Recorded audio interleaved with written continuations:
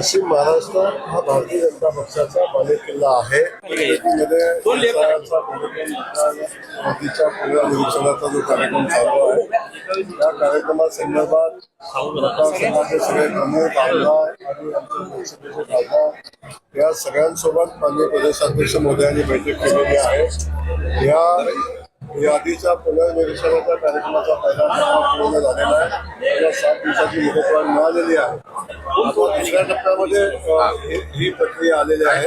त्याच्यामध्ये सगळ्यांनी स्वतः आपापल्या मतदारसंघामध्ये ताकदीनं काम करावं, आपल्या लोकांच्यापर्यंत काम करून घ्यावं, अशा पद्धतीची सूचना देण्यासाठीची आजची बैठक होती.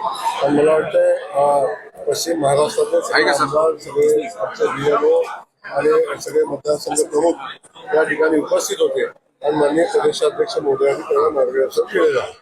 बिलकुल पदवीधर आणि शिक्षक मतदारसंघाच्या दृष्टिकोनातून चर्चा झालेली आहे. ही मीटिंग संपल्यावर अजून एक मीटिंग आहे, त्यामध्ये त्याची चर्चा होणार आहे आणि पदवीधर मतदारसंघाच्या अनुषंगानं अधिकचं मतदान भारतीय जनता पक्षाच्या विचाराचं कसं करता येईल याचाही विचार या निमित्तानं केलेला आहे. पण पाहिला असेल खरं वास्तविक पाहता माननीय मुख्यमंत्री मोदयांच्या काही सूचना होत्या, प्रदेशाध्यक्षांच्या काही सूचना होत्या की काही लोकांचे प्रवेश ज्यांची मनापासूनची भावना भारतीय जनता पक्षामध्ये प्रवेश करण्याची आहे अशाही लोकांची काही आचारसंहिता पाळून आम्ही प्रवेश करण्यामध्ये होतो.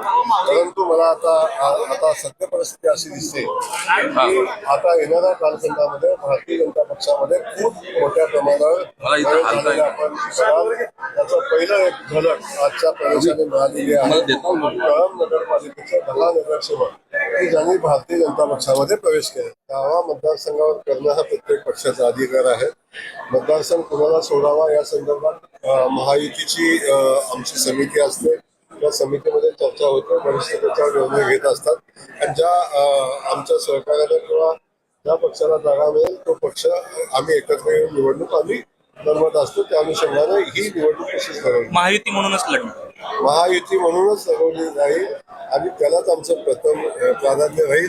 त्याच्यानंतर मला वाटतं महायुती होईल याच्यामध्ये कुठली शंका नाही झाली तर पुढचा विषय त्याच्यावर आजच बोललो असेल. पश्चिम महाराष्ट्र हा राष्ट्रवादीचा बालेकिल्ला मानला जात होता. पश्चिम महाराष्ट्र हा राष्ट्रवादीचा बालेकिल्ला होता, आता नाही.